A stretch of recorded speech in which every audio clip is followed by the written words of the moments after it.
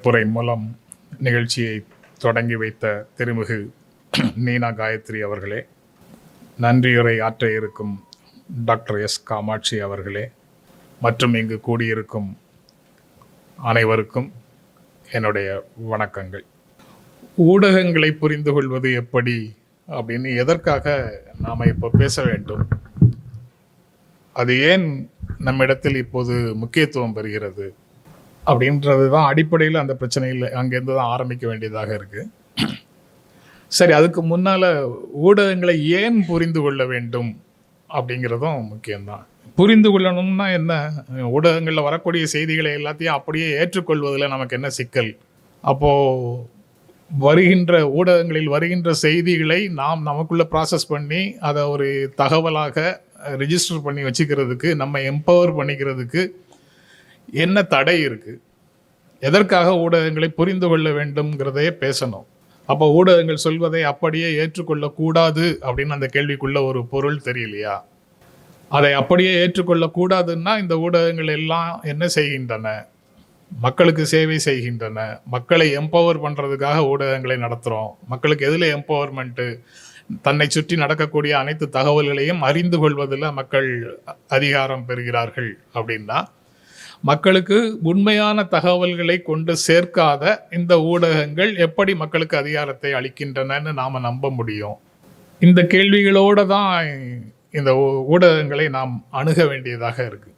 அப்படின்னா ஊடகங்கள் சொல்வது எல்லாமே பொய்யா? நமக்கு முன்னால் பல அறிஞர்கள் அதை பற்றி சொல்கிறாங்க. Truth and news are not the same thing அப்படின்னு சொல்கிறாங்க. இப்போது அரசியல் காரணங்களுக்காக இப்போ பேசுகிறவங்கள நான் சொல்லலை. அதற்கு முன்னால் வெவ்வேறு நாடுகளில் இருக்கக்கூடியவங்க சொல்கிறாங்க news and truth or not the same thing அப்படின்னு சொல்கிறாங்க. என்ன நடந்ததுன்னு உங்ககிட்ட சொல்கிறது செய்திகள் இல்லை. நீங்கள் எதை கேட்க விரும்புகிறீர்களோ, எதை பார்க்க விரும்புகிறீர்களோ அதை மட்டும் செய்திகளாக தருவது தான் செய்திகள் அப்படின்னு இன்னொரு அறிஞர் சொல்கிறாரு. If you don't read the newspapers you are uninformed. If you do read them you are மிஸ்இன்ஃபார்ம்டுன்னு இன்னொருத்தர் சொல்கிறாரு. இப்படி செய்திகளுக்கு எதிராக, ஊடகங்களுக்கு எதிராக பல அறிஞர்கள் உலகின் பல பகுதிகளில் ஏன் கருத்து தெரிவிக்கிறார்கள் அப்படிங்கிறது தான் முதல்ல நம்மை நமக்குள்ள வருகின்ற கேள்வியாக இருக்குது. உண்மையான செய்திகள் அப்படிங்கிறது செய்திகளுக்குள் இடம்பெறுவதில்லை. செய்திகளுக்குள் இடம்பெறுபவை அனைத்துமே விளம்பரங்கள்னு இன்னொருத்தர் சொல்கிறாரு. இவ்வளவுக்கும் நடுவில் பல வருடங்கள் ஊடகங்களுக்குள்ள வேலை பார்த்தவனாக நான் இருக்கிறேன். அப்போது இவ்வளவு நாள் நான் மக்களுக்கு இன்ஃபர்மேஷன் இஸ் வெல்த் அல்லது இன்ஃபர்மேஷன் இஸ் எம்பவர்மெண்ட் அப்படின்னு நினச்சிட்டு வருகின்ற செய்திகளுக்காக வேலை செய்தது அனைத்தும் வீணா, பாழா, அல்லது ஓய்வு பெறும்போது எல்லாரும் சொல்கிற மாதிரி ஓய்வு பெற்ற பிறகு தாங்கள் பணிபுரிந்த துறைகளில் அந்த ஓட்டை இருந்தது, இந்த ஓட்டை இருந்ததுன்னு விமர்சனம் செய்கின்ற ஒரு பண்பு நம் சமூகத்தில் வளர்ந்து இருக்குது. அந்த மாதிரி ஊடகங்களை பற்றி நான் இப்போது பேசுகிறேனா? ஊடகங்களை எதற்காக புரிந்து கொள்ள வேண்டும்? ஏன் புரிந்து கொள்ள வேண்டும்? ஏன் புரிந்து கொள்ள வேண்டும் அப்படின்றது, ஊடகங்களை எதுக்காக புரிஞ்சுக்கணும்? ஊடகங்கள் அவ்வளோ முக்கியமான விஷயமா? அது பாட்டில் பொய் சொல்கிறாங்கன்னா பொய் சொல்லிட்டு போட்டோம், உண்மை சொல்கிறாங்கன்னா உண்மை சொல்லிட்டு போட்டோம். அதை பற்றி ஏன் நாம் புரிந்து கொள்ள வேண்டும்? நாம் இன்ஃபார்ம்டாக இருந்தால், நாம் அனைத்தையும் பகுத்தாய்ந்து பார்க்கக்கூடிய வலிமையை வளர்த்து கொண்டால் பொய்கள் நம்மை அண்டாது. யார் என்ன பொய் சொன்னாலும் நம்ம அதை புறந்தள்ளிட்டு உண்மையை மட்டும் எடுத்துக்கொள்ளும் அளவுக்கு நாம் நாம் வளர்ந்திருக்கிறோம் அப்படின்னு நாம் இருந்துட்டா போதுமா? அப்படின்னா நம்மை சுற்றி இருக்கக்கூடியவர்கள் நம்மை போல இல்லாமல் ஒருவேளை வருகின்ற செய்திகளை அப்படியே நம்பக்கூடியவர்களாக இருந்தால் அவர்களை அந்த விஷச்சுழலில் இருந்து காப்பது யாருடைய பொறுப்பு? அவங்களெல்லாம் காப்பாற்றுறேன்னு ஒவ்வொரு வீட்லேயும் போய் நாம் இதுதான் உண்மை, இதுதான் பொய்ன்னு சொல்ல முடியுமா? இன்றைய ஊடகங்களில் வரக்கூடிய செய்திகளில் உண்மை தகவல்கள் இல்லவே இல்லையா? இல்லை உண்மை தகவல்களோடு சேர்த்து பாதி உண்மைகள் வருகின்றனவா? இல்லை பொய்யான விஷயங்களே உண்மை போல வருகின்றனவா? எல்லாம் கலந்து இருக்கா? எல்லாம் கலந்து இருந்தால் இதற்கெல்லாம் யார் காரணமாக இருக்கிறாங்க? இதுக்கு ஆன்டிடோட் எதுவும் கிடையாதா? இதுக்கு எதிராக இதை ஃபில்டர் பண்ணுறதுக்கு எதுவுமே சிஸ்டத்துக்குள்ளே இல்லையா? அந்த பொறுப்பு எல்லாம் தனி மனிதர்களாக அந்த கன்சியூமிங் எண்டில் இருக்கக்கூடிய நம்ம தான் அதை ஃபில்டர் பண்ணி சரியாக புரிந்து கொள்ள வேண்டுமா? இவ்வளவு மோசமாக எல்லாம் கலந்து ஊடகங்களில் வருகின்றன அப்படின்னு தெரிஞ்சா அப்புறம் சிஸ்டம் வந்து அதை கரெக்ட் பண்ண வேண்டாமா, நம்மக்கிட்ட அந்த பொறுப்பை கொடுக்கலாமா அப்படின்னு எல்லா கேள்விகளும் இந்த ஒரு தலைப்புக்கு கீழே வருது. அதோட மட்டும் இல்லை, ஊடகங்கள் இல்லாமல் நம்ம ஒரு வேலையை செய்ய முடியுமான்னு பார்த்தா முடியாது. காலையில் எழுந்திருந்ததுலேருந்து ராத்திரி தூங்குற வரைக்கும் நம்ம கையிலேயே தூக்கி சுமக்கிற ஃபோன்லேயே இப்போ எல்லா தகவல்களும் வருது. அங்கே தான் ஃபோனுக்குள்ளேயே தான் டிவி பார்க்குறோம், ஃபோனுக்குள்ளேயே தான் ரேடியோ கேட்குறோம், எல்லா செய்திகளும் ஃபோன்லேயே தான் வருது. பிற சமூக ஊடகங்கள் மூலமாக பெரும்பாலும் பல இளைஞர்கள் சமூக ஊடகங்களை தாண்டி பெருநிறுவனங்களுடைய பெரிய ஊடகங்கள் பெரு ஊடகங்கள் மூலமாக செய்திகளை கேட்பதோ பார்ப்பதோ படிப்பதோ கூட இல்லை. அப்படி ஒரு நவீன சூழலுக்கு டெக்னாலஜி நம்மை கொண்டு வந்து சேர்த்துருக்குது. அப்படி இருக்கும்போது அதை எளிதாக நம்மால் அதில் வரக்கூடிய தவறான தகவல்களை, பொய் செய்திகளை அல்லது பாதி உண்மைகளை அல்லது எடிட்டோரியல் லிபர்ட்டி என்ற பெயரில் ஊடகங்களுக்குள்ளே இருக்கக்கூடியவர்களுடைய அவர்கள் புரிதலுக்கு எது சரி என்று படுகிறதோ அந்த விதத்திலேயே எல்லா செய்திகளையும் நம்ம கன்சியூம் பண்ணுற ஒரு இடத்துல இருக்கிறோமே, அதை நம்ம எளிதாக புறந்தள்ளி விட முடியுமா? ஏன்னா நம்ம சுற்றி ஏராளமான நிகழ்வுகள் நடந்துக்கிட்டே இருக்குது. ஆளுவோர் பேசுகிறார்கள், ஆளும் கட்சியை சேர்ந்த தலைவர்கள் பேசுகிறார்கள், எதிர்கட்சிகளை சேர்ந்தவர்கள் பேசுகிறார்கள், குற்றச்சாட்டுகளை முன்வைக்கிறார்கள், மோசடி குற்றச்சாட்டுகளை முன்வைக்கிறார்கள், அவதூறுகளை முன்வைக்கிறார்கள். விளையாட்டு போட்டிகள் நடக்குது, கிரிக்கெட்டு, ஹாக்கி, ஃபுட்பால், செஸ் அப்படின்னு நம்மை சுற்றி நிறைய விளையாட்டு போட்டிகள் நடக்குது. சாலைகளில் ஏராளமான விபத்துகள் நடக்குது. உள்நாட்டுக்குள்ளேயும் உள்ளூருக்குள்ளேயும் பல போராட்டங்கள் நடக்குது. போராட்டங்கள் வன்முறையில் முடிகின்ற போராட்டங்கள் இருக்குது, ஒடுக்குமுறைக்கு உள்ளாகின்ற போராட்டங்கள் இருக்குது, அங்கெல்லாம் ரத்தம் சிந்துது. உள்நாட்டு கழகம் தவிர வெளிநாட்டு படையெடுப்பு, 2 நாடுகளுக்கு இடையில போரில் ஏராளமான உயிரிழப்புகள், சேதங்கள், பொருளாதார சேதங்கள், வளர்ச்சிக்கு மிகப்பெரிய தடையாக அந்த போரை தீர்த்து வைக்கின்ற பேச்சுவார்த்தை என்ற பெயரில் உலக தலைவர்களுடைய சந்திப்பு, பேச்சுவார்த்தை, என்னென்னலாமோ நடக்குது. எல்லாம் நடக்குதுங்கிறது உங்களுக்கு எப்படியோ தெரியும். ஆனால் அதை பற்றி முழு தகவல் நமக்கு கிடைக்கல. இந்த நடக்கக்கூடிய நிகழ்வுகளில் எவையெல்லாம் நமக்கு வந்து சேர்கின்றன, எவையெல்லாம் வந்து சேர்வதில்லை, அதற்கு பின்னால் ஏதேனும் அரசியல் இருக்கா இல்லையா? வருபவை எல்லாம் ஏன் வருகின்றன, வராதவை எல்லாம் ஏன் வரவில்லை? எளிய மனிதர்களின் குரல் பெரும்பாலும் இதுக்குள்ள வராமல் போகின்றனவா? பெரிய இடங்கள்ல இருக்கக்கூடிய செய்திகள் மட்டுமே நம்ம வந்து கன்சியூம் பண்றோமா? அப்போ அதன் மூலமாக என்ன விதமான பண்பாட்டை நமக்குள்ள உருவாக்குவதற்கு இந்த ஊடகங்கள் முயற்சி செய்கின்றன? ஊடகங்கள்னு சொன்னா இந்த ஊடகங்கள் மட்டுமா? ஊடகங்களுக்கு பின்னால் இருக்கக்கூடிய முதலீடுகளா? யார் நடத்துகிறாங்கங்கிறத பொறுத்து அதனுடைய தன்மை மாறுதா? இல்லை யார் நடத்தினாலுமே இந்த ஒரு ஃப்ரேம் ஒர்க்கை தாண்டி, இந்த சட்டகத்தை தாண்டி எந்த ஊடகமுமே செயல்பட முடியாதா? ஒரு டாப்பிக்கில் ஏதோ ஒரு உரையை நானாக பேசுறது அப்படின்னு நினச்சி பேசாமல் நான் உங்கள் கூட கேள்விகளாக மட்டுமே தான் முன் வச்சிட்டு இருக்கிறேன். இந்த கேள்விகளுக்கெல்லாம் விடை தேடினோம் என்றால் அதுதான் ஊடகங்களை எப்படி புரிந்து கொள்வது அப்படிங்கிற நிலைக்கு நம்ம கொண்டு போய் சேர்க்குது. இந்த வருகின்ற செய்திகளை தீர்மானிக்கிறது யாரு? ஒரு எடிட்டோரியல் டீம் ஒவ்வொரு நிறுவனத்துக்குள்ளேயும் இருக்குது. அவங்க தீர்மானிக்கிறாங்க. எதையெல்லாம் கொடுக்கறது, எதையெல்லாம் கொடுக்க வேண்டாம்ங்கிறது அவங்களுடைய சொந்த முடிவுகள் மட்டும் சார்ந்ததா? அதற்காக சுதந்திரம் இருக்குதா? சுதந்திரம் இருப்பதாக நாம் நினைத்தால் அந்த சுதந்திரம் ஊடகங்களுக்கான சுதந்திரமா, இல்லை ஊடகவியலாளர்களுக்கான சுதந்திரமா, ஊடகர்களுக்கான சுதந்திரமா? அங்கே வேலை செய்யக்கூடிய பத்திரிகையாளர்களும் ஊடகவியலாளர்களும் அவர்கள் நினைத்த அல்லது அவர்கள் சரி என்று நினைக்கின்ற செய்திகளை மட்டுமே கொடுக்கக்கூடிய அளவுக்கு சுதந்திரமாக செயல்படுகிறார்களா? அல்லது அந்த ஊடக நிறுவனம் வந்து அதையெல்லாம் அப்படி சுதந்திரமாக நீங்கள் கொடுக்கலாம் என்று ஒரு சுதந்திரத்தை அவர்களுக்கு கொடுக்க முடியுதா? அவர்களை கட்டுப்படுத்துவது ஏது? ஊடகங்கள் பெரும்பாலும் அச்சு ஊடகங்களும் பெரிய லெவலில் பெருநிறுவனங்கள் மட்டும்தான் நடத்தக்கூடிய நிலையில் இருக்குது.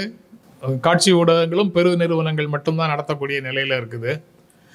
அந்த ஆரம்ப காலத்தில் விடுதலை பெற்ற இந்தியாவில் அல்லது விடுதலைக்கு முந்தைய இந்தியாவில் மக்களுக்கு அதிகாரம் அளித்தல், மக்களுக்கு எம்பவர் பண்ணுறதுக்காக, தகவல் தெரிவதற்காக, மக்களுக்கு அவசியமான தகவல்களை கொண்டு சேர்ப்பதற்காக, காலனி ஆதிக்கத்திற்கு எதிராக தேசிய விடுதலை போராட்ட செய்திகளை ஊடகங்கள் மூலமாக மக்களிடம் கொண்டு சேர்த்த அந்த பழைய டைப் ஆஃப் ஒரு விதமான இன்டலெக்சுவல் ஃபேமிலிஸ், அவங்க பத்திரிகைகள் நடத்தக்கூடிய பண்பு இப்போ இருக்கா பத்திரிகைகளுக்குள்ள? அந்த பண்போடு இருக்கிறவர்கள் நடத்துகிற ஊடகங்களாக இப்போ இருக்கா? இல்லை ஏராளமான பணம் சம்பாதிக்கக்கூடிய, கோடிக்கணக்கான பணம் சம்பாதிக்கக்கூடிய பல்வேறு தொழில்களை பார்த்து கொண்டிருப்பவர்கள் தங்களுடைய பல தொழில்களில் ஒரு தொழிலாக இந்த ஊடக தொழிலை நடத்துகிறார்களா? அப்படிங்கிறதையும் நம்ம இந்த மாதிரி கேள்விகளுக்கான பதிலை ஒவ்வொன்றாக நம்ம யோசிச்சு பார்த்தாலே நம்ம கண்ணு முன்னாடி இருக்கக்கூடிய ஊடகங்கள் எந்த விதமான நலன்களை, யாருடைய நலன்களை பிரதிநிதித்துவப்படுத்தும் அப்படிங்கிற முடிவுக்கு வந்துடலாம். ஏன்னா அந்த தொழில் நடத்துவதற்கு எக்கச்சக்கமான பணம் தேவைப்படுகிறது. சினிமா எடுக்கிறதுக்கு பணம் தேவைப்படுகிறது, தயாரிப்பு செலவு இருக்குது, டிஸ்ட்ரிபியூஷன் செலவு இருக்குது, எக்ஸிபிஷன் செலவு இருக்குது. அப்படின்னு சினிமா துறையில் ஏராளமான பொருள் செலவாகுது. அதனால் அவர்களால் நல்ல கதைகளை எடுக்க முடியாது, ஹீரோ பேஸ்டு கதைகளை தான் எடுக்க முடியும், ஹீரோவுக்கு தான் சந்தை இருக்குது அப்படின்னு நிறைய நியாயங்களோட சினிமாவில் பெருநிறுவனங்கள் மட்டும்தான் ஆட்சி செலுத்த முடியும் அப்படிங்கிற சூழலை எப்படி சொல்கிறோமோ அதே மாதிரி டெலிவிஷன் இண்டஸ்ட்ரியும் இருக்குது, பிரிண்ட் இண்டஸ்ட்ரியும் இருக்குது. அப்படி இருக்குது. அது நமது விருப்பம் சார்ந்த விஷயம் இல்லை, வேறு ஏதோ நிகழ்வுகளின் தொடர்ச்சியாக இப்போ அந்த நிலைமையில தான் இருக்கிறோம். அதனால் உற்பத்தி சாதனங்கள், அதாவது இருக்கக்கூடிய கருவிகள், அந்த கருவிகள் எல்லாம் யாருக்கு சொந்தமாக இருக்கின்றனவோ அவர்களுடைய நலன்களைத்தான் பிரதிநிதித்துவப்படுத்தும் அப்படின்னு ஒரு அறிஞர் சொல்றார், மேலை நாட்டு அறிஞர் ஒருத்தர் சொல்றார். அந்த அடிப்படையில் பார்க்கும்போதும் இந்த தொலைக்காட்சிகள் பரந்த கோடிக்கணக்கான மக்களுடைய அடிப்படை பிரச்சனைகளை பற்றி பேசக்கூடிய நிறுவனங்களாக இல்லை. அது அங்கே இருக்கக்கூடிய எடிட்டோரியல் நண்பர்களுடைய பொறுப்பு அப்படின்னு சொன்னால் அவங்கள மட்டும் குறை சொல்ல முடியுமாங்கிறதுக்காகத்தான் நான் அந்த ஸ்ட்ரக்சரை சொல்கிறேன் உங்ககிட்ட. அந்த ஸ்ட்ரக்சருக்குள்ளே இவங்க வெறும் கருவி தான், இவங்களால மிகப்பெரிய அளவில் சுதந்திரமாக செயல்பட முடியாதுங்கிறது ஒரு ஃபேக்ட். அது நிறுவனமே அவங்களுக்கு ஒரு சுதந்திரத்தை கொடுத்தால் கூட அந்த எடிட்டோரியல் டீம் சுதந்திரமாக செயல்பட முடியாது. ஏனென்றால் அவங்க சுதந்திரமாக செயல்பட்டால் வரக்கூடிய விளைவுகள் அந்த நிறுவனத்தை மிக கடுமையாக பாதிக்கும் என்பது இந்த எடிட்டோரியல் டீமில் இருக்கக்கூடியவங்களுக்கு தெரிஞ்ச காரணத்தினால அவர்கள் தங்களுக்கு தாங்களே சுய கட்டுப்பாடுகளை விதித்து கொண்டு ஒரு வட்டத்துக்குள்ளே இருந்து மட்டும்தான் செயல்படுவாங்க.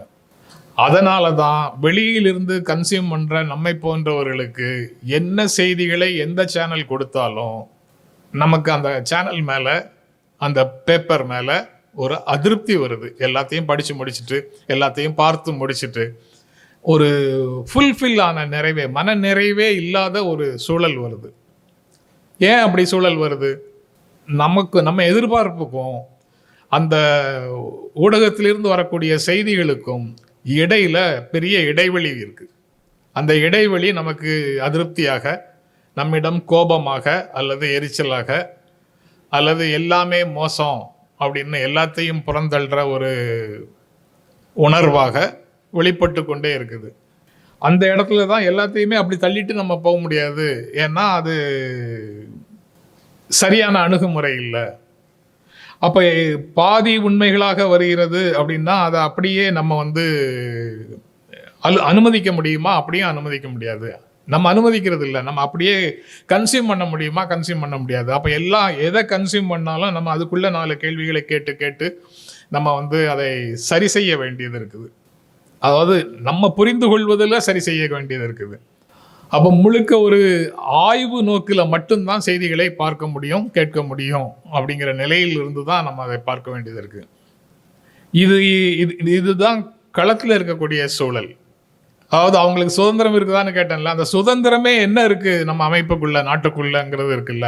ஊடகங்களுக்கு இருக்கக்கூடிய சுதந்திரம், அல்லது ஊடகவியலாளர்களுக்கு இருக்கக்கூடிய சுதந்திரம், அல்லது பொதுமக்களாகிய நம் எல்லோருக்கும் இருக்கக்கூடிய சுதந்திரம், இந்த கேட்டகரியில வேறுபாடு இருக்கா? இல்லை. இந்திய அரசமைப்பு சட்டம் 19 உட்பிரிவு 1 என்ன சொல்லுது? எல்லாருக்கும் பேச்சுரிமை இருக்குன்னு சொல்லுது. அந்த ஒரு லைன் தான் தனி மனிதர்களாக உங்களுக்கும், தனி மனிதனாக எனக்கும், தனி மனிதர்களாக இல்லை, ஊடகங்களில் வேலை செய்யக்கூடியவர்களுக்கும் அவ்வளவுதான். அவர்களுக்கென்று சிறப்பாக வேற எந்த உரிமையும் இல்லை. அந்த ஒரு வரி பேச்சுரிமைக்கு அடுத்தாப்புலேயே அதனுடைய அடுத்த உட்பிரிவு 19 உட்பிரிவு 2 வந்து 8 காரணங்களை சொல்லி, ரீசனபிள் ரெஸ்ட்ரிக்ஷன்ஸ்னு சொல்லி 8 காரணங்களை சொல்லுது. அந்த 8 காரணங்களையும் நம்ம தெரிந்து புரிந்து கொண்டால் அதுக்கப்புறம் ஊடகங்கள்ல இருந்து நீங்க சுதந்திரமான செய்திகளையே எதிர்பார்க்க மாட்டீங்க. இந்திய இறையாண்மைக்கு எதிரான செய்திகள் எதுவும் யாரும் பேசக்கூடாது. செய்திகள் இல்லை, கருத்துக்கள் எதுவும் யாரும் பேசக்கூடாது. இந்திய இறையாண்மைக்கு எதிராக பேசக்கூடாது, இந்திய ஒருமைப்பாட்டுக்கு எதிராக பேசக்கூடாது, இந்தியாவின் அதாவது நாட்டின் பாதுகாப்புக்கு எதிராக பேசக்கூடாது, நம்ம நாட்டுக்குள்ளே இவ்வளவும் பேசக்கூடாது, நமது அண்டை நாடுகளோடு இந்தியாவுக்கு இருக்கக்கூடிய நல்லுறவை பாதிக்கக்கூடிய எதுவும் நீங்க பேசக்கூடாது. ஸ்ரீலங்காவில் ஒன்று நடக்குது, அப்போ ஸ்ரீலங்காவில் நடக்கிறத பற்றி அங்கே இந்த காரணங்களுக்காக இதெல்லாம் நடக்குது அப்படின்னு நீங்கள் ஏதாவது அவர்களுக்கும் எங்களுக்கும் அப்படி உறவு இருக்குது, இப்படி உறவு இருக்குது, அதனால் அதை பற்றி பேசுவது எங்கள் பிறப்பு உரிமைன்னு நீங்கள் பேசக்கூடாது. நீங்கள் பேசலாம், பேசுனா அது வந்து இந்தியாவுக்கும் அதுக்கும் இடையில உண்டான உறவை பாதிக்கும் விதமாக இருக்கக்கூடாது. இந்தியா போய் அந்த ஊரில் அதை செய்தது இது செய்ததுன்னு நீங்கள் பேசவே முடியாது, பேசவே கூடாது. அது வந்து ரீசனபிள் ரெஸ்ட்ரிக்ஷன்ஸில் ரெஸ்ட்ரிக்டட், நீங்கள் பேசவே கூடாது. அந்த பேச்சு உரிமை இந்திய குடிமக்களுக்கு இல்லை. அதுக்கப்புறம் பப்ளிக் ஆர்டர், பொது ஒழுங்கு சீர்குலையும் விதமாகவும் நீங்கள் பேசக்கூடாது. சரி, பொது ஒழுங்கு சீர்குலைவது எதனாலெல்லாம் சீர்குலையுது? ஏதேனும் வரையறை இருக்கா? இல்லை. வரையறை இல்லாத ஒரு விஷயத்தில் நம்ம பேச வேண்டியது இருக்குது. டீசன்சி அல்லது மொராலிட்டி. டீசன்சி நாகரிகமாக கண்ணியமாக இருக்கணும், ஒழுங்குகளுக்கு உட்பட்டு இருக்கணும், அதை மீறி பேசக்கூடாது. கண்டெம்ட் ஆஃப் கோர்ட், நீதிமன்ற அவமதிப்பு பற்றி பேசக்கூடாது. அவதூறு, டிஃபமேஷன், அவதூறு பற்றி பேசக்கூடாது. இன்சைட்மெண்ட் டு, ஒரு குற்றம் செய்வதற்கு ஒருவரை தூண்டக்கூடாது. இந்தந்த காரணங்கள்னால உங்களுடைய வாழ்க்கை அவலமான வாழ்க்கை இருக்கு, அதனால இந்த அரசாங்கத்தை அகற்ற வேண்டும் அல்லது தூக்கி எறிய வேண்டும்னு நீங்க பேசுனீங்கன்னா அது வந்து நாட்டின் பாதுகாப்புக்கு எதிரானதுன்னு ஒரு இன்டர்பிரிட்டேஷன் கொடுத்து வழக்குகளை போடும் பல நிகழ்வுகளை நம்ம இங்க சந்திக்கிறோம். தூக்கி எறிவது, அகற்றுவது அப்படிங்கிற சொற்களுக்கு பின்னால வன்முறை எண்ணம் இருக்குன்னு ஒரு இன்டர்பிரிட்டேஷனோட அரசு அது போன்று பேசுபவர்களை மிக கடுமையான விதிகளின் கீழே வழக்குகளுக்கு உள்ளாக்குவதையும் பார்க்கிறோம். அப்போ இந்த இவ்வளவு கேட்டகரி இல்லாமல் நீங்கள் என்ன பேச முடியும்? நேற்று அவர் பிறந்தநாள் கொண்டாடினாரு, இன்றைக்கு காலையில் அவர் இந்த இடத்துக்கு போனார் வந்தாருங்கிறத தாண்டி எந்த நிகழ்வுகளையும் யாரும் பேச முடியாது அப்படிங்கிற மாதிரி தான் அந்த சுதந்திரம்ங்கிறது இருக்கு. இதுக்கு கட்டுப்பட்டு தான் எல்லாருமே ஏங்கி கொண்டிருக்கிறோம். இந்த புரிதல் இல்லாமல் அல்லது இதையெல்லாம் புரிந்து கொண்டே நம்மால வேற எதுவும் செய்ய முடியல, இவங்களாவது ஏதாவது செய்து தொலைச்சா என்ன அப்படிங்கிற ஒரு ஆதங்கத்தில் அப்படி நீங்கள் எதிர்பார்க்குற மாதிரி நடக்காத சூழலில் ஊடகங்களை நாம் என்ன சொல்கிறோம், விலகி போயிடுச்சு. அது ரொம்ப எளிய குற்றச்சாட்டு அல்லது ரொம்ப எளிய அவதூறு, நம்மால் எளிதாக சொல்லக்கூடிய ஒரு அவதூறு ரொம்ப டேமேஜிங் அவதூறு. ஆனால் அது ரொம்ப நம்மால் உடனே சொல்லிட முடியும். ஏன்னா உலகத்திலேயே நம்மை தவிர, நம் ஒருவரை தவிர, அதாவது யார் யோசிக்கிறோமோ அந்த ஒருத்தரை தவிர உலகத்திலேயே வேற யாரும் நல்லவங்க இல்லைல்ல. அதை நம்ம மனசு ஏற்காது. நம்மை தவிர வேற யாருமே நல்லவங்க இல்லை. அதனால விலை போயிட்டார் அவரு, இவர் போயிட்டு விலை போயிட்டாரு, அவர் மேல அப்படியே நம்பிக்கை வச்சிருந்தேன் விலை போயிட்டாரு அப்படின்னு சொல்வது நம்ம எல்லாருக்கும் ரொம்ப ரொம்ப எளிது. சரி, அந்த பக்கத்தில் இருக்கக்கூடியவருடைய ஷூஸ்ல இருந்து தான் நம்ம யோசிக்கணும்னு ஆரம்பிச்சா அவர் எது செய்யாமல் இருந்தாலும் அதுக்கு ஒரு நியாயம் நமக்கு தெரிய ஆரம்பிச்சிடும். அதனால நம்ம என்ன செய்வோம், அவர் என்ன செய்தாலும் தலையாட்டிட்டு போவோம். அப்படியும் இருக்க முடியாது. சூழலை புரிந்து கொள்ளணும். அதே சமயத்தில் நமக்கு வேண்டிய தகவல்களையும் அவர்களிடமிருந்தே பெறுவதற்கு ஏதேனும் வழி இருக்கா அப்படின்னு பார்க்கணும். இது சுதந்திரம் தொடர்பாக இதில் முக்கியமாக இவ்வளோ நேரம் பேசுனது நான் சுருக்கி சொல்கிறதாக இருந்தால், ஊடகங்களுக்கான சுதந்திரமா அல்லது ஊடகர்களுக்கான சுதந்திரமா, அப்படியே இருந்தாலும் சுதந்திரம்னு இருந்தாலும் அதற்கான சட்ட பாதுகாப்புங்கிறது ஏதாவது இருக்கான்னு ஒன்று பேசினேன். ரெண்டாவது, ஊடகங்களுடைய ப்ரொடக்ஷன் பேட்டர்ன் தன்மை வந்து மாறிப்போச்சு. இப்போ சாதாரணமாக நம்மால் அதை ஊடகங்களை நடத்த முடியாது. மிகப்பெரிய அளவில் ஃபினான்ஷியல் பேக்ரவுண்ட் இருந்தால் மட்டும்தான் நடத்த முடியுது. அந்த ஊடகங்களுடைய தன்மை மாறி போச்சு அப்படின்றது ரெண்டாவது செய்தி. மூன்றாவதாக, அந்த புரிதல் இருக்குல்ல, செய்திகளை பற்றிய புரிதல் அந்த புரிதல்கள்லையும் கிட்டத்தட்ட இந்த புத்தாயிரம் 2000 பெரிய மாறுதல்கள் இருக்கு. அதற்கு முன்னால நீங்க எல்லாரும் வயதில் இளையவர்கள் இருக்கீங்க, கொஞ்சம் 60 வயதை எட்டியவர்களும் சிலர் இருக்காங்க.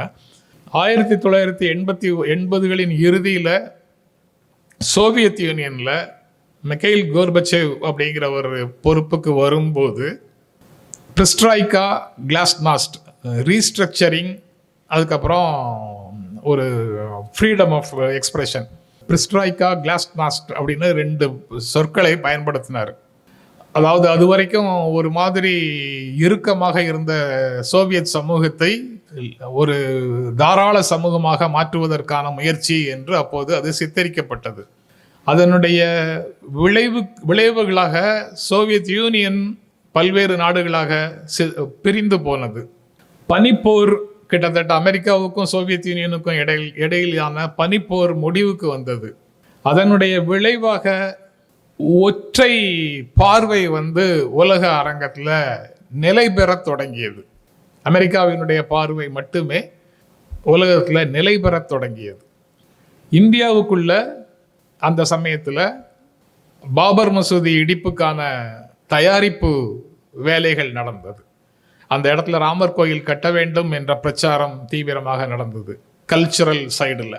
எக்கனாமிக் சைடில் 91 ராஜீவ்காந்தி படுகொலைக்கு பிறகு ஆட்சிக்கு வந்த நரசிம்மராவ் காலத்தில் மன்மோகன் சிங் நிதியமைச்சராக இருந்த பீரியடில் எல்பிஜி என்று அழைக்கப்படும் பொருளாதார சீர்திருத்தங்கள் நடைமுறைக்கு வந்தன. Liberalisation, privatisation and globalisation. இந்த தாராளமய பொருளாதார கொள்கைகள், அதுக்கு என்ன பெயர் சொன்னாங்க? பொருளாதார சீர்திருத்தம். அதற்கு முன்னால் சீர்திருத்தம் என்பதற்கு நீங்கள் உலகத்தில் இருக்கக்கூடியவர்களும் இந்த நாட்டில் இருக்கக்கூடியவர்களும் சீர்திருத்தம் என்ற சொல்லுக்கு இது போன்ற பொருட்களை கொண்டிருக்க மாட்டார்கள். ஏன்னா இது சீர்திருத்தம்னா என்ன, முன்னோக்கி போகிறதுக்கான ஒரு நடவடிக்கை. தனிச்சொத்து பல்லாயிரக்கணக்கான ஆண்டுகளுக்கு முன்னாலேயே மனித சமூகத்தில் இருக்குது. ஆக இப்போ தனியாருக்கு கொண்டு விடுறது 50-60 ஆரம்பித்த சில விஷயங்களை ரிவர்ஸ் பண்ணுறாங்களே தவிர புதிய திசைகளுக்கு நாட்டை இட்டு செல்லவில்லை. அப்படி ஒரு சூழலில் நடந்த எல்பிஜி அது இங்கே கருத்தளவில் மீடியாக்குள்ள பல மாற்றங்களை உருவாக்குது. இதற்கெல்லாம் சிகரம் வைத்தார் போல 2001 September 11 twin tower attack in US. அமெரிக்காவில் இரட்டை கோபுரம் தகர்க்கப்பட்டதற்கு பிறகு ஒரு நேரேஷனே கம்ப்ளீட், அரசியல் பார்வைகளே முழுக்க மாறத் தொடங்கின. அரசுக்கு எதிராக அல்லது எஸ்டாப்ளிஷ்டு ஆர்டருக்கு எதிராக எங்கும் எந்த குரலும் உலகம் முழுக்க வருவதை சிஸ்டம் அனுமதிக்கவில்லை. அதனால் அந்த ஃப்ரேம்வொர்க்குள்ள தங்களை பொருத்தி கொண்டு வேலை பார்க்கக்கூடிய வேலைகளை ஊடகங்கள் செய்ய தொடங்கின. அதனால் இந்த ஃப்ரேம்வொர்க்குக்கு வெளியில் இருக்கக்கூடிய பல உண்மைகளை மக்களிடத்தில் கொண்டு சேர்ப்பதற்கான வாய்ப்பே உலகத்தில் இல்லாமல் போச்சு. அதற்குள்ள கொஞ்சம் கொஞ்சமாக வேலை செய்து தங்களுக்கான வெளியை, ஸ்பேஸை கொஞ்சம் கொஞ்சமாக நகர்த்தி தான் உலகம் முழுக்க இருக்கக்கூடிய பல்வேறு ஜனநாயகத்தின் மீது அக்கறை கொண்ட நபர்கள் கொஞ்சம் கொஞ்சமாக அந்த வெளியை நகர்த்தி தங்களால் முடிந்த அளவுக்கு உண்மைகளை கொண்டு சேர்ப்பதற்கான முயற்சிகளில் ஈடுபடுறாங்க. இந்த ஓவரால் பிக்சருக்குள்ளே இருந்து தான் நம்ம ஊர் விஷயங்களை பற்றி பார்க்கணும். இதற்கு இடையில நம்ம பல இந்த எடிட்டோரியல் லிபர்ட்டின்னு சொல்றதுக்குள்ள நம்ம அதில் இருக்கக்கூடிய நபர்களை பலர் திட்டுறோம். அந்த நபர், அந்த எடிட்டர், ஆசிரியர் விலை போயிட்டாரு, அவங்க டீமில் செகண்ட் பொசிஷனில் இருக்கிறவர், தேர்ட் பொசிஷனில் இருக்கிறவர் மோசமானவர், அவர் அந்த சார்பில் இருக்காரு, இந்த சார்பில் இருக்கிறாரு அப்படின்னு சொல்கிறோம். அப்படி சார்பே இல்லாதவங்க யாரும் இல்லை அப்படின்னு நான் நினைக்கிறேன். எல்லாரும் ஏதோ ஒரு விதத்தில் ஏதோ ஒன்றை சார்ந்து, ஏதோ ஒரு கருத்தியலை சார்ந்து இருக்கிறோம்.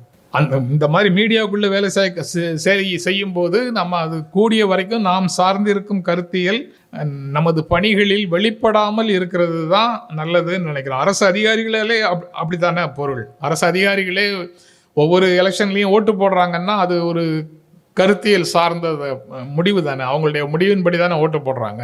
ஆனால் அவங்க வேலை பார்க்கும் போதெல்லாம் அந்த கருத்தியலை உயர்த்தி பிடித்து கொண்டு இருக்கிறார்களா அப்படின்னு பார்த்தா அவங்க இல்லை. அவங்க அரசு அதிகாரி என்ன விதிகளுக்கு உட்பட்டு செயல்பட வேண்டுமோ அந்த விதிகளின்படி அவர்கள் செயல்பட்டு கொண்டிருக்கிறார்கள்.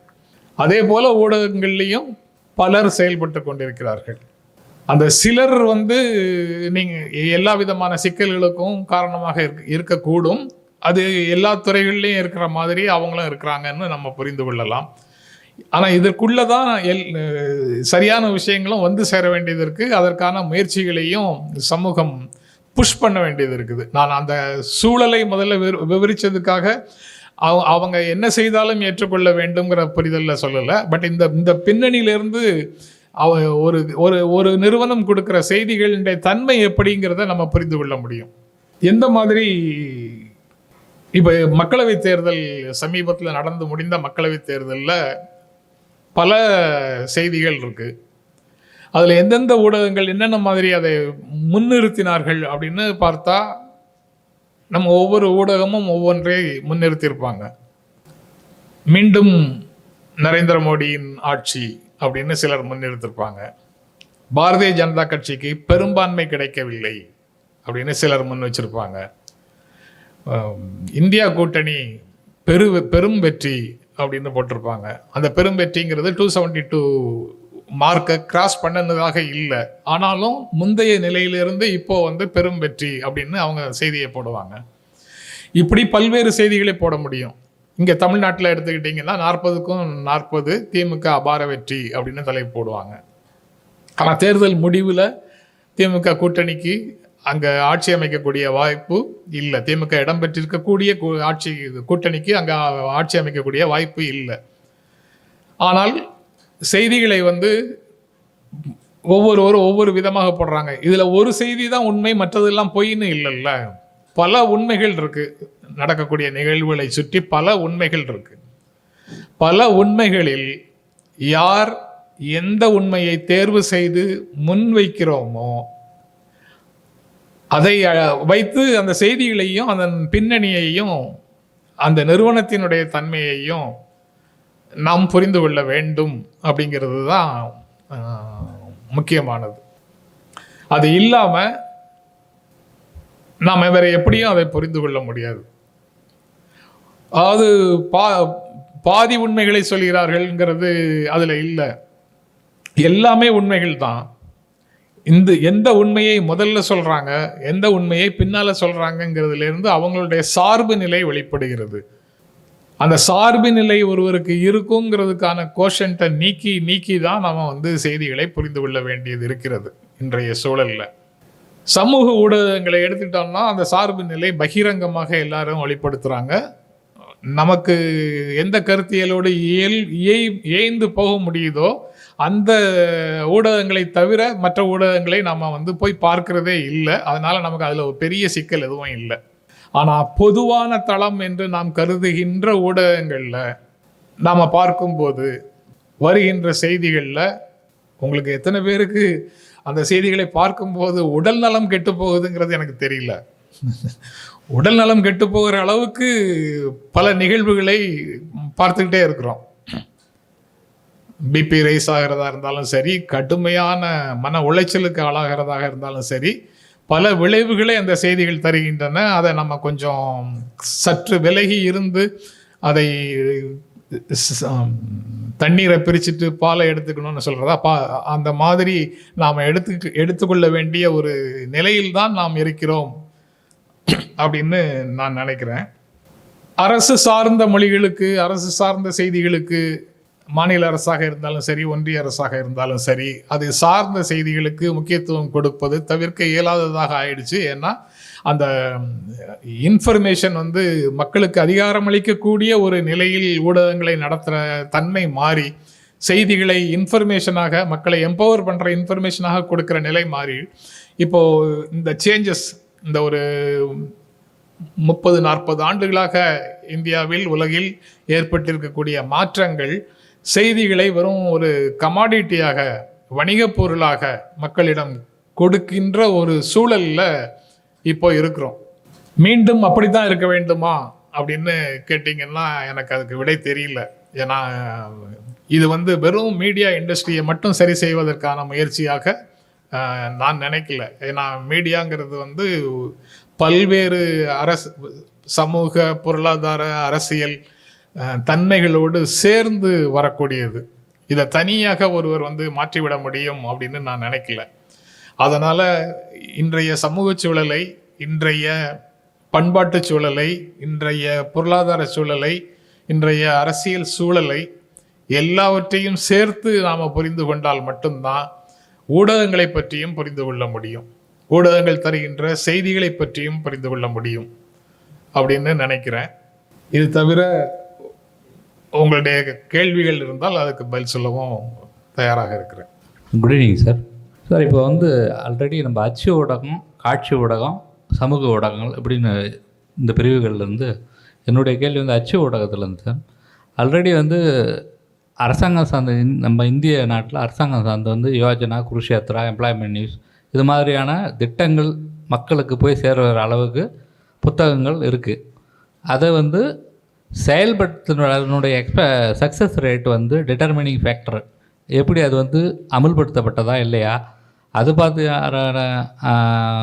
ஃபீட்பேக் மெக்கானிசத்துக்கு அங்கே இருக்கக்கூடிய உள்ளாட்சி பிரதிநிதிகள் இருக்காங்க, அவங்க மூலம் தான் அது வந்து குயிக்காக வரும். பட் அதர் தன் தட் என்னுடைய ஒப்பீனியன் வந்து என்ன அப்படின்னா, ஒரு பக்கம் வந்து நம்ம வந்து கம்யூனிகேஷனை வந்து பாஸ் பண்ணிகிட்டு இருக்கோம் இன் டேர்ம்ஸ் ஆஃப் இந்த எல்லா விதமான திட்ட அறிக்கைகள் மூலமாக.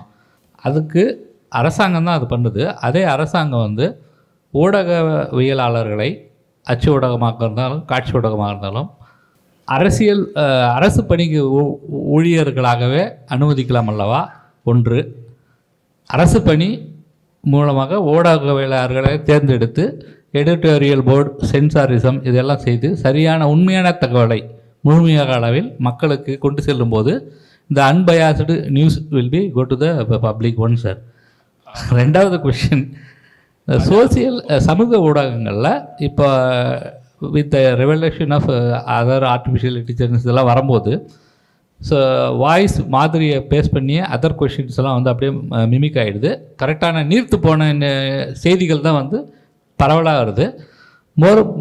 மோரோவர் இப்போ வந்து அந்த அச்சு ஊடகங்களை படிக்கிறவங்க வந்து ரொம்ப கம்மி பேர் தான் இருக்காங்க, ஈவன் எஜுகேட்டட் பீப்புள் அண்ட் நான் educated people. But compare to நம்ம வந்து சோசியல் மீடியாவில் வந்து போனோம்னா அங்கே வந்து காட்சி பொருள் மட்டும்தான் இருக்குது, கேட்கும் பொருள் இருக்குது. ஸோ அது வந்து மிக ஈர்ப்பு வந்து அதிகமாக இருக்கிறது. ஆனால் அங்கே வந்து செய்திகளுக்கு அளவில்லை, அங்கே வந்து கருத்து திரிதலுக்கு அளவு அதிகமாக இருக்குது சார். இதெல்லாம் வந்து எப்படி ஓவர் கம் பண்ணலாம்? Just my understanding sir. Sir, thank you. நீங்கள் கேட்ட ரெண்டாவது கேள்விக்கான பதில் தான் இன்றைய பேசு பொருளேன்னு நினைக்கிறேன். ஓவர் கம் பண்ணுறதுக்கு வழி இல்லை, நம்ம தான் நம்ம லெவலில் ஃபில்டர் பண்ணிக்க வேண்டியது இருக்குது அப்படின்னு நினைக்கிறேன். முதல்ல கேட்டது வந்து, நீங்கள் அரசு ஊழியர்களாக ஊடகவியலாளர்களை மாற்றிட்டா அரசின் திட்டங்கள் பற்றிய முழு செய்திகளும் மக்களிடம் சேரும்னு சொல்கிறீங்க. அது ஒரு வகையில் தூர்தர்ஷன் மாதிரி எல்லா ஊடகங்களையும் மாற்றுவதற்கான வாய்ப்பு இருக்குது அதுக்குள்ள. அதாவது முழுக்க முழுக்க அரசினுடைய புகழ் பாடுவது மட்டுமே தான் நடக்கும், அரசின் மீதான விமர்சனங்கள் வராது. இந்த ரெண்டுக்கும் இடையில ஏதாவது ஒரு செட்டில்மெண்ட் வேணும். அப்படி இருக்கணும் ஊடகம்ன்றது மக்களுடைய எதிர்பார்ப்பு. அரசு தரப்பு செய்திகளும் வேணும், அரசுக்கு எதிரானன்னு இல்லை, அரசின் மீதான விமர்சனத்தை முன்வைக்கக்கூடிய செய்திகளும் வேணும். என்ன பிரச்சனை, அச்சு ஊடகங்களில் ஒருவரை அவதூறு செய்து பேசுவதை பெரிய பக்கமாக எழுத முடியாது, அது ஒரு லைனில் போயிடும். ஆனால் காட்சி ஊடகங்களில் ஒருவரை திட்டி ஒருத்தர் லைவ் ப்ரெஸ் மீட் நடத்திக்கிட்டே இருக்கலாம், எவ்வளோ நேரம் வேண்டுமானாலும் அவர் இருக்கலாம். அந்த ஆபத்து இருக்குது. அந்த பின்னாடி அதுக்கப்புறம் அந்த அதை அவங்க போடாமல் இருக்கலாம். ஆனால் அந்த முதல்ல லைவ்ல போகும்போது ஒருவரை டேமேஜ் பண்ணுறாங்கல்ல, அந்த டேமேஜுக்கான ரெமெடி வந்து கிடைக்கிறது இல்லை. ஆனால் அதை ஒரு வணிக பொருளாக கன்சியூம் பண்ணி நாமும் அதற்கு அடிக்ட் ஆயிட்டோம். இப்போ அது இல்லாமல் இப்போ அரசின் திட்டங்கள் அந்த ஊரில் இவ்வளவு போயிருக்கு, அதனால இவ்வளவு பேர் பலனடைந்திருக்கிறார்கள் அப்படின்னு யாராவது ஒருத்தர் ப்ரெஸ் மீட் வச்சா நம்ம அதை பார்க்க மாட்டோம். பார்க்க அதாவது சந்தையில் இருக்கக்கூடிய அனைவரையும் அவங்க என்ன கொடுக்குறாங்களோ அதற்கு தகுந்தாப்புல டியூன் பண்ணிட்டாங்க. முதல்ல நமக்கு அது எரிச்சலாகத்தான் அதை பார்க்க தொடங்கணும். இது என்னதுக்கு எதுக்காக இன்னொருத்தரை திட்டிகிட்டு இருக்கிறார் இவருன்னு தான் பார்க்க தொடங்கணும். ஆனால் பார்த்து பார்த்து இப்போ அது மட்டும்தான் செய்தியாக நம்ம பழகி போயிட்டோம். ஸோ அதை என்டர்டெயின்மெண்ட்டுக்காக பார்க்குற மாதிரி இப்போ ஆயிடுச்சு. ஆனால் என்டர்டெயின்மெண்ட்டுன்னு அதை சுத்தமாக ஒதுக்கி வைக்க முடியாது. ஏன்னா அது ஏராளமான சேதங்களை அரசியல் களத்துலேயும் சமூக தளத்துலேயும் ஏராளமான சேதங்களை ஏற்படுத்திகிட்டு இருக்குது. நல்ல பல விழுமியங்களை சேதப்படுத்தி ஒன்றும் இல்லாமல் நம்ம மறக்க செய்யுது அல்லது ஒதுக்கி வைக்க செய்யுது. அந்த மாதிரி சமூக ஆபத்துக்கள் நிறைய இந்த கன்சம்ஷனுக்குள்ளே இருக்குது. அதை சரி செய்வதற்கான முயற்சிகளினுடைய ஒரு முயற்சியாகத்தான் ஒருவேளை இந்த கூட்டத்தை ஏற்பாடு செய்திருக்கிறாங்களோ அப்படின்னு நினைக்கிறேன். சார் வணக்கம். வணக்கம் சார். இன்டர்நேஷ்னல் மீடியா பிபிசி கருத்து சொல்லுங்கள் சார் ப்ளீஸ். பிபிசியை பற்றி கருத்தா? அவங்க பிற நாடுகளை பற்றிய தகவல்கள் வெளியிடும் போது இங்கே அவங்க இருக்கக்கூடிய அவங்களுடைய ரிப்போர்ட்டர்ஸின் அடிப்படையில் அவங்க வெளியிடுறாங்க. அது போக அவங்களுக்கு ஒரு ஸ்டாண்டர்டான விதிமுறைகள் வச்சுருக்கிறாங்க. அவங்களுடைய பணியாளர்கள் வேலை செய்வதற்காக ஒரு விதிமுறைகள் வச்சுருக்கிறாங்க. அந்த விதிமுறைகள் பெரும்பாலும் சுதந்திரமான சிந்தனை கொண்டவர்களால் ஏற்றுக்கொள்ளப்படக்கூடியவையாக இருக்கின்றன. ஆனால் பிபிசியவே ஒரு காலனிய எச்சம் அப்படின்னு நினைக்கக்கூடியவர்களுக்கு அவங்க எது செய்தாலும் அது பிடிக்காம தான் போகுது. அவர்களுடைய ஆவணப்படம் கூட சர்ச்சைக்கு உள்ளாச்சுன்னா அவங்களுக்கு ஐடி ரைடு போகக்கூடிய ஒரு சூழலை தான் நம்ம பார்க்குறோம். அந்த சிக்கல்கள் அதுக்குள்ளே இருக்குது. பிபிசியை சாதாரணமாக ஒரு சுதந்திரமான சிந்தனை கொண்டவர்களுக்கு அது ஐரோப்பிய பண்பாட்டை வெளிப்படுத்துதுன்னு சொல்லாமல் உலகமே இப்போ ஒரு கிராமம் தான் அப்படிங்கிற பார்வை கொண்டவங்களுக்கு, யாதும் ஊரே யாவரும் கேளிருங்கிற கருத்தை ஏற்றுக்கொண்டவர்களுக்கு அது ஒரு பெரிய பிரச்சனையாக தெரியாது. ஆனால் அதற்கு மாற்றான கருத்து கொண்ட பிபிசியை மிக மோசமான நிறுவனமாக பார்க்கக்கூடியவர்களும் நம்மோடே இருக்கிறார்கள் அப்படிங்கிறதையும் நான் உங்களோட பகிர்ந்துக்கிறேன். வணக்கம் ஐயா. என்னுடைய கேள்வி, பொது கருத்து வடிவமைப்பதில் ஊடகத்தின் பங்கு என்ன மற்றும் ஊடகத்துக்குள் இருக்கும் சார்பு செயல்முறை எவ்வாறு பாதிக்கும்? ஊடகங்களுக்குள் இருக்க சார்பு செயல்முறையை எவ்வாறு பாதிக்கலாம்? சார்புத்தன்மை எவ்வாறு பாதிக்கும்னா, ஊடகங்களுக்கு ஒரு கருத்துக்களை உருவாக்குவதில் ஊடகங்களுக்கு ஒரு பங்கு இருக்குது. அப்படிங்கிறதுனால தான் அதை எப்படி புரிந்து கொள்ள வேண்டும்ன்ற ஒரு கேள்வியே வருது. அவங்க சொல்லக்கூடிய அனைத்தையும் அப்படியே உண்மைன்னு எடுத்துக்கொள்ள முடியாத ஒரு நிலை இருக்குது. உதாரணத்துக்கு ஒரு கான்செப்டை ஒழிக்க வேண்டும் அப்படின்னு ஒருவர் பேசுகிறாருன்னு வச்சுக்கோங்க. ஒரு கான்செப்டை ஒழிக்க வேண்டும்னு பேசுகிறாரு. அதை மீடியாவுக்குள்ளேருந்து இன்டர்பிரேட் பண்ணி மக்களிடத்தில் போய் சேரும்போது அந்த கான்செப்டை யாரெல்லாம் பின்பற்றுகிறார்களோ அவர்களையெல்லாம் அழிக்க வேண்டும்னு அவர் பேசினாருன்னு ஒரு செய்தியை பொய்யாக திரிச்சு கொண்டு போய் சேர்க்கின்ற வேலையை சில ஊடகங்கள் செய்கின்றன. அதை உண்மை என்று நம்பக்கூடியவர்கள் அதை நம்புகிறாங்க. அதை நம்பி இது யார் இந்த மாதிரி பேசினாரோ அவர் மேலே கோபம் கொள்கிறார்கள். அதை உண்மை என்று நம்பாதவர்கள், அவங்க ஒரிஜினலாக அவர் பேசியதையே கேட்டவர்கள், அவர் அப்படி சொல்லவே இல்லையே, இவங்க இந்த மீடியா பொய் சொல்லுது அப்படின்னு புரிஞ்சுக்கிறாங்க. இந்த சார்புத்தன்மை சமூக அமைதியை குலைக்கும் விதமான சார்புத்தன்மையாக இருந்ததுன்னா, அமைதியாக இருக்கக்கூடிய ஊரை கெடுக்கிற விதமாக ஒரு செய்தியை பரப்ப வேண்டும்னு நினச்சி யாராவது அப்படி ஒரு சார்புத்தன்மையோடு செய்திகளை பொய்யாக வெளியிட்டார்கள் என்றால், அல்லது உண்மையிலேயே அப்படி யாராவது பேசியிருந்தால் கூட மத நல்லிணக்கத்தையோ சாதிகள் சேர்ந்து வாழ்வதையோ சீர்குலைக்கும் விதமாக உண்மையிலேயே யாராவது பேசியிருந்தால் கூட சமூக பொறுப்புள்ள ஒரு ஊடகர் அதை வெளியிடாமல் இருக்க முடியும். ஆனால் இங்கே ஒரு குழப்பம் ஏற்படுத்தணும், இங்கே ஒரு வன்முறை தூண்ட வேண்டும் அப்படிங்கிற நோக்கத்திலேயே ஒருவர் செய்கிறார் என்றால் அதனுடைய விளைவுகள் கண்டிப்பாக வரத்தான் செய்யும். அதனால் அந்த வருகின்ற செய்தி உண்மையா இல்லையா என்பதை உடனடியாக அந்த அந்த மாதிரி ஒன்று பரவுதுன்னா உடனடியாக கவுண்டர் பண்ணுறதுக்கான வேலையை கண்டிப்பாக அரசு செய்யணும். அரசு செய்யலைன்னாலும் சமூகத்தில் மக்கள் இணைந்து அது போன்ற அமைப்புகளை உருவாக்கி கொள்வது கூட அவசியம் அப்படின்னு நினைக்கிறேன்.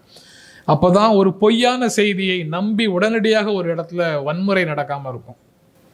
இல்லைன்னா சாதாரணமாக ஒரு ஆண் பெண்ணை கேலி செய்தால் வரக்கூடிய சாதாரண பிரச்சனை கூட அந்த ஆணோ பெண்ணோ சார்ந்திருக்கக்கூடிய சாதி அல்லது அந்த ஆணோ பெண்ணோ சார்ந்திருக்கக்கூடிய மதம் தொடர்பான மோதலாக பல இடங்களில் உருவாவதற்கு இது போன்ற திரித்து வருகின்ற செய்திகளே காரணமாக இருக்குது. தமிழ்நாடு அரசு அது தொடர்பாக இந்த மாதிரி வதந்திகள் பரவும் போது அதை சரிபார்த்து அதனுடைய உண்மைத்தன்மையை வெளியிடுவதற்காக ஒரு தனி சரிபார்ப்பகம் ஒன்றையும் வச்சிருக்கிறாங்க. ஆனால் அது சென்ட்ரலைஸ்டாக இப்போ சென்னையில் மட்டும் இருக்குது. ஆனால் அது தவிர அந்தந்த பகுதியில் இருக்கக்கூடிய செய்திகள், திரிக்கப்பட்ட செய்திகள் வந்தாலும் அதற்கான தடுப்பூசின்னு நம்ம போடுறோம்ல நோய் பரவாமல் இருக்கிறதுக்கு, அதை மாதிரி பொய் செய்திகள் பரவாமல் இருக்கிறதுக்கான தடுப்பரண்களையும் நம்ம தான் கட்டிக்கணும், அரசின் உதவியோடு அல்லது அரசின் உதவி இல்லாமலே கூட. வணக்கம். செய்திகள் ப்ராடக்ட் ஆகிடுது இன்றைக்கி. ஸோ அதை மேனுஃபேக்சர் பண்ண 3 காம்பனண்ட் வேணும். ஒன்று உற்பத்தியாளர், அது எடிட்டோரியல் ஆர் ஜேர்னலிஸ்ட், அதான. ரெண்டாவது அதை உற்பத்தி பண்ண பொருள்கள், பிரிண்டிங் ப்ரெஸ்ஸோ இல்லாட்டி மீடியாவோ தான். மூணாவது அதுக்கு நடத்தக்கூடியது. அதை ஒரு cooperative with the mandate of constitution பண்ண முடியுமா? So that everybody is safe. Legally இருக்குது. லைசன்ஸ் வாங்குறதுக்கு முன்னாடி கான்ஸ்டிடியூஷனல் வேல்யூஸை அப்போல்டு பண்ணுவோம் அப்படிங்கிற மாதிரி உறுதிமொழியை கொடுத்ததற்கு பிறகு தான் உரிமமே கொடுக்குறாங்க, தொழில் நடத்துவதற்கான உரிமமே கொடுக்குறாங்க. நடைமுறையில் சில இடங்களில் அது நடக்கிறது இல்லை. இன்னொரு இடத்துல நெகட்டிவாக எப்படி நடக்குதுன்னா, சில செய்திகள் அரசாங்கத்திற்கு தொல்லையாக இருந்ததுன்னா அரசாங்கம் அதை அரசுக்கு தொல்லையாக இருப்பதாக, நாட்டுக்கு தொல்லையாக இருப்பதாக ஒரு இன்டர்பிரிட்டேஷன் கொடுத்து அந்த கருத்துக்களை வெளியிடுபவர்கள் மேலே நடவடிக்கை எடுக்கிறதும், அந்த ஊடகங்களை ஒரு நாளைக்கு ஒரு வாரத்திற்கு நீங்கள் எதுவுமே வேலை செய்யக்கூடாது, ஒளிபரப்பக்கூடாது, அச்சடிக்கக்கூடாதுன்னு சில சமயங்களில் வருது. அதுக்கப்புறம் அது உச்சநீதிமன்றம் போய் தான் கிளியர் ஆகி வருது. அந்த மாதிரி நிகழ்வுகள் எல்லாம் இப்போ நடந்ததை நம்ம பார்த்துருக்குறோம்.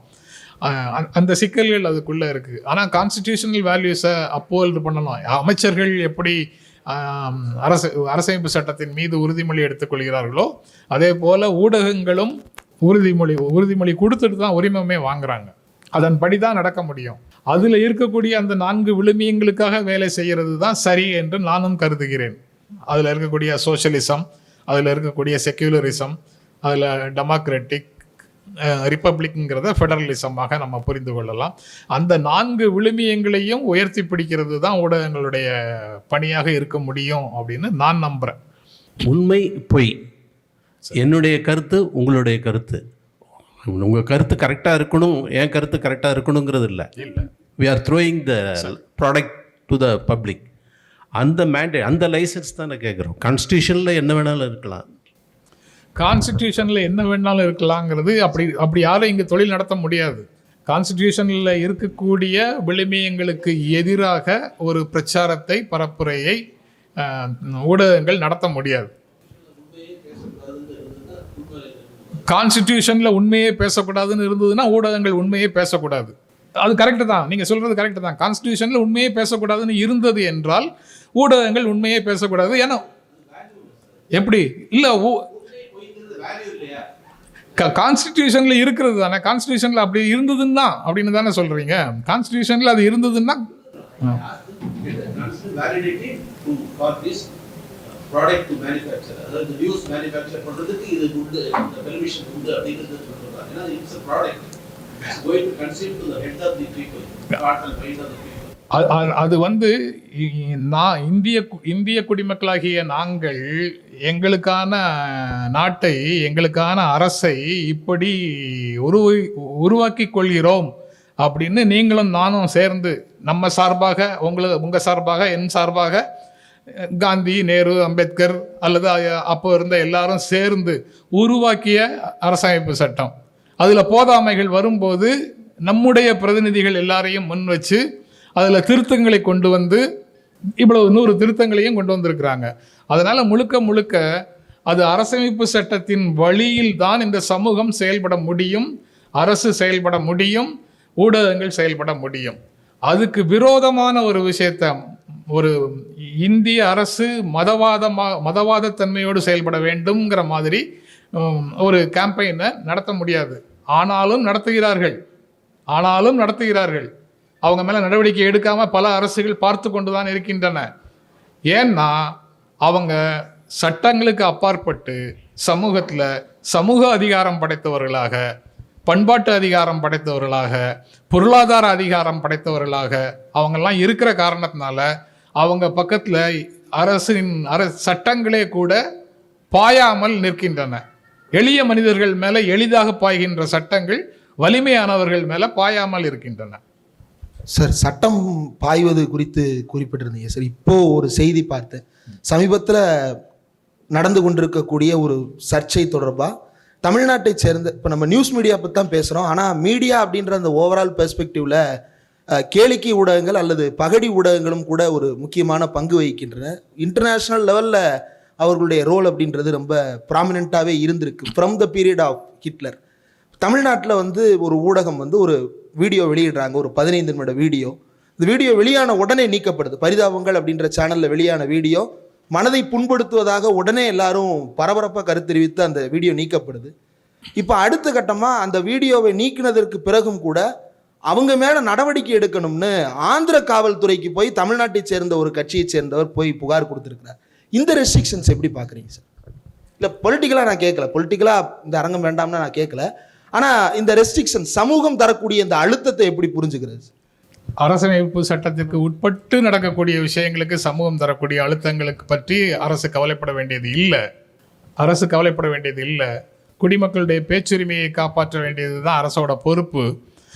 ஆனால் பொது ஒழுங்கை சீர்குலைக்கக்கூடிய விதங்களில் எதுவும் நடந்துவிடக்கூடாது அப்படிங்கிற ஒரு எச்சரிக்கை உணர்வு காரணமாக சில நடவடிக்கைகளை அரசு எடுக்குதுன்னு புரிந்து கொள்கிறேன். அது சரியா தப்பா அப்படின்னா அது வேறு விவாதம்.